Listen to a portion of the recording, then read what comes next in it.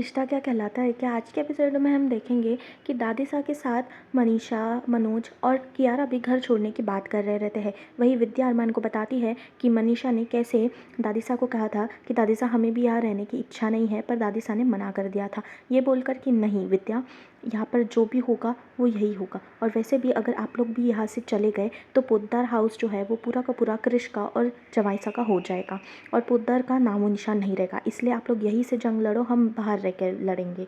वही पोद्दार का जो मेन गेट पर लगा रहता है साइन, वो भी तोड़ कर वहाँ पे अभी बंसल का लगाया जाता है बोर्ड, जिसे देखकर दादिसा को और चिढ़ हो जाती है। वही इतनी सारी बातें अरमान को जब पता चलती है तब अरमान बहुत ज़्यादा टूट जाता है। वहीं पर विद्या उसे बताती है कि कृष ने हमारे ज़ख्म जो भरे हुए थे उसे भी खोलने का एक मौका नहीं छोड़ा। वो बार बार हमें ताने मारता था और कहीं ना कहीं से पिछली बातें बार बार याद ला ले रहा था, और यहाँ तक कि उसने अभीरा को भी नहीं छोड़ा। अभीरा फर्म नहीं संभाल पाई, बच्चा और अपना पति भी नहीं संभाल पाई, ऐसा कहा। वही फिर अरमान उठकर बोलता है, उसके पहले विद्या बोलती कि क्या तुम मुझे फिर से छोड़ के जा रहे हो, तो अरमान कहता है कि नहीं माँ, मैं कुछ बहुत ज़रूरी काम है, मैं वो करके आता हूँ। वहीं दूसरी तरफ हम देखते हैं कि ऑफिस में अभी भी अभीरा जो है वो काम कर रही रहती है। उसके पास काम तो रहता नहीं है, बट वो अरमान को लेकर इतनी ज़्यादा स्ट्रेस होती है कि वो बार बार कॉफ़ी का ऑर्डर दे देती है। इतनी ज़्यादा कॉफ़ी पीती है वो, हर 5-5 मिनट में उसे एक कॉफ़ी लगती है। वही फिर अभीरा खुद से बात करने लग जाती है, ये कहकर कि ऐसा लग रहा है कि मेरा देश निकाला जैसा हाल हो चुका है, ना मैं घर जा सकती हूँ ना मैं कहीं और जा सकती हूँ। वहीं पर फिर से एक कॉफ़ी का ऑर्डर आ जाता है, तो तब अभी वो कॉफ़ी वाला भी कहता है कि मैम आप बहुत ज़्यादा कॉफ़ी पी चुकी हैं और मुझे अंशुमन सर ने मना किया है आपको और कॉफ़ी देने के लिए, आपका ध्यान रखने के लिए कहा है। वहीं पर अभीरा कहती है कि हाँ ध्यान रखने के लिए कहा है ना, तो जाओ ध्यान रखो और मेरे लिए एक और कॉफ़ी ला लो।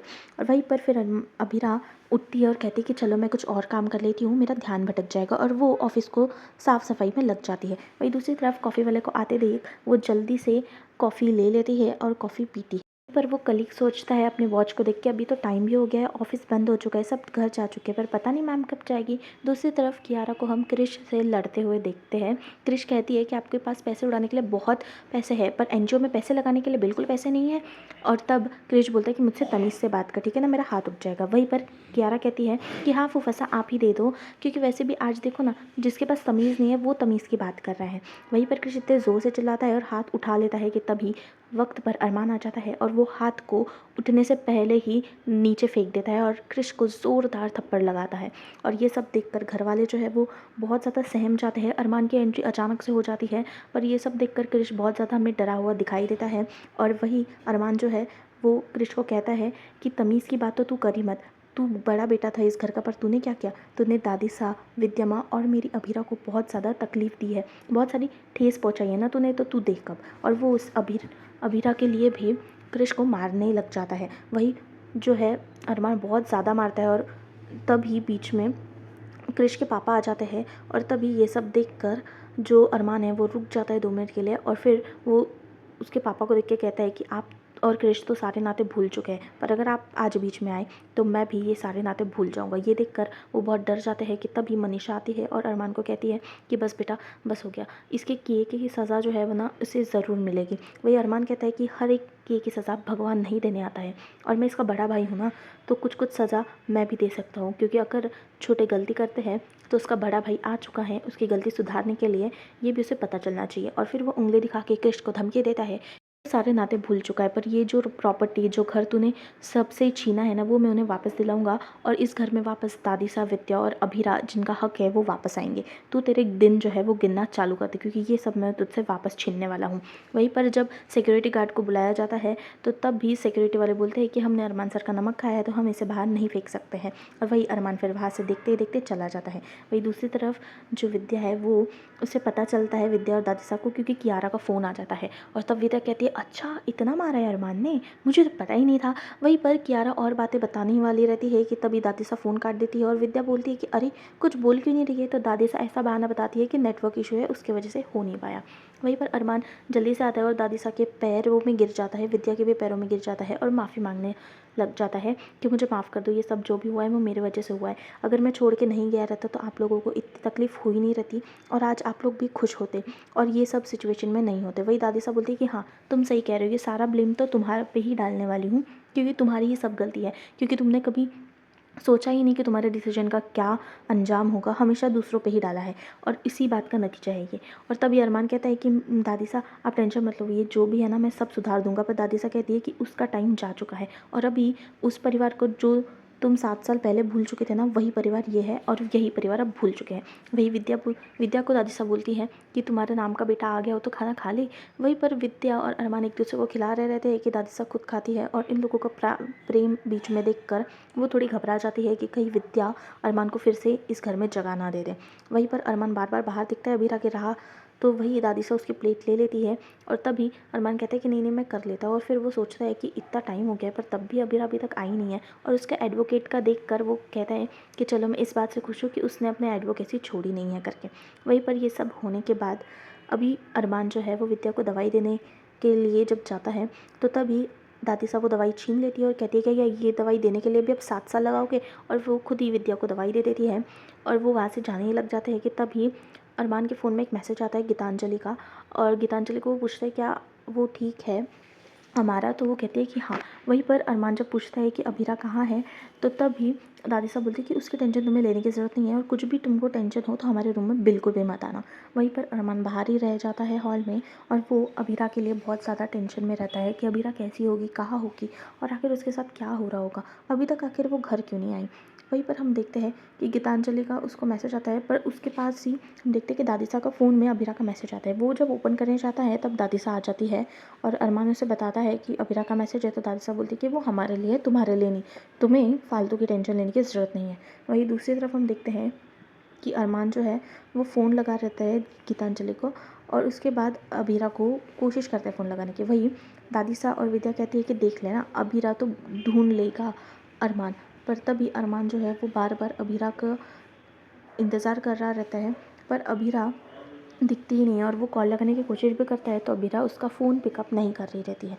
वही अरमान जब बाहर देखता है दरवाज़ा ओपन करके तो वहाँ पे अभीरा बैठी रहती है और वही उसे पता चल जाता है कि अभीरा ये सब जो भी कर रही है वो सिर्फ उसे इग्नोर करने के लिए कर रही है।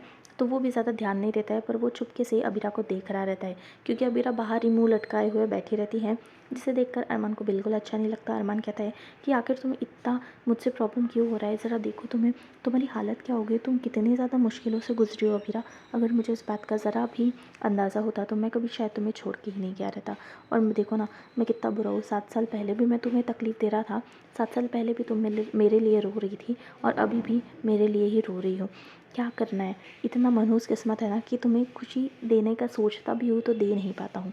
ये बोलने के बाद वो अभीरा को देखता है और अभीरा को भी बाहर बैठे बैठे बहुत टाइम हो जाता है पर वो अरमान के डर से अंदर जाती नहीं है, उसे बहुत ज़्यादा ठंड लगती है। वही अरमान उसे देख के सोचता है कि ऐसा लग रहा है जैसे इसने सुबह से कुछ खाया भी नहीं है। तो वो किचन में जाता है और किचन में जाने के बाद ही अभीरा के लिए प्लेट परोसने की कोशिश करता है। वही विद्या कहती है मासा को कि देख लेना मासा, अभीरा को वो ढूंढ ही लेगा। तभी मासा बोलती है कि मुझे नहीं लगता ऐसा कुछ होगा क्योंकि देखो ये तो वापस आ गया है। चलो पर तब भी तुम विद्या बोलती हो तो देख ही लेती हूँ कि ये सही में अभीरा को वापस ला सकता है या नहीं। विद्या बोलती है कि मुझे पूरा भरोसा है मासा, ये लोग जल्दी से सब अच्छा कर लेंगे। वही दूसरी तरफ अरमान किचन में जाके पूरा प्लेट परोस कर उस पर ढक के अभीरा के लिए रख देता है और फिर अभीरा को फिर से वापस जाके देखता है तो उसे पता चलता है कि वो मुझे फेस नहीं करना चाहती है, शायद इसलिए बाहर बैठी है। ये जैसे ही वो डिसाइड कर लेता है वो अंदर जाता है और अंदर जाने के बाद वो लाइट्स जो है वो बंद कर देता है। वही अभीरा कहती है कि चलो सब लोग लगता है सो गए, अभी मैं अंदर जा सकती हूँ। वही जब अभीरा अंदर जाती है तो उसे इतना अंधेरा दिखता है कि उसे कुछ दिखता ही नहीं है। तो वो सोचती है कि अरमान भी शायद रूम में सो गया होगा और ये बात वो अपने मन में नहीं ज़ोर से बोलती है कि लगता है अरमान भी जाके सो गया होगा, चलो सब सो गए तो मैं अपना काम कर लेती हूँ। वहीं पर वो रख देती है अपनी बैग और फिर उसके बाद देखती है कि प्लेट ढक के उसके लिए रखी हुई है। फिर वो बोलती है कि मैंने तो विद्या माँ को बोला था कि मेरे लिए कोई प्लेट नहीं रखना है और विद्या माँ हमेशा रखती भी नहीं थी, लगता है ये दादी सा ने प्लेट मेरे लिए रखी है। फिर वो खाने की थाल लेती है और वहाँ पे सोफे पे बैठकर एक निवाला वो जस्ट खाने ही वाली रहती है कि बीच में उसे अरमान का फिर से ख्याल आ जाता है। तो वो उस प्लेट को वैसे ही वापस रख देती है ये सोचकर कि नहीं मैं ये नहीं खाऊंगी। वहीं पर अरमान ये सब देखता है और कहता है कि अभिरा तुम्हें मेरे आने से इतनी ज़्यादा टेंशन हो गई है कि तुम्हारे गले से एक निवाला भी नहीं जाया जा रहा है, ऐसे कैसे, तुम इतना टेंशन मत लो। वहीं पर अभिरा के दिमाग में गीतांजलि को जब अरमान ने प्रपोज़ किया था शादी के लिए वो बातें ही घूम रही रहती है। तब अभिरा कहती है कि यार ये मेरे साथ क्या हो रहा है, मैं तो ढंग से कुछ सोच भी नहीं पा रही हूँ। वहीं पर फिर वो ऊपर से एक दवाई निकालती है और कहती है कि मुझे इंसोम्निया के लिए डॉक्टर ने दवाई दी थी, पर मैंने अभी तक नहीं ली है, 7 साल हो गए, अभी तो मुझे आज लेनी पड़ेगी वरना मुझे नींद ही नहीं आएगी।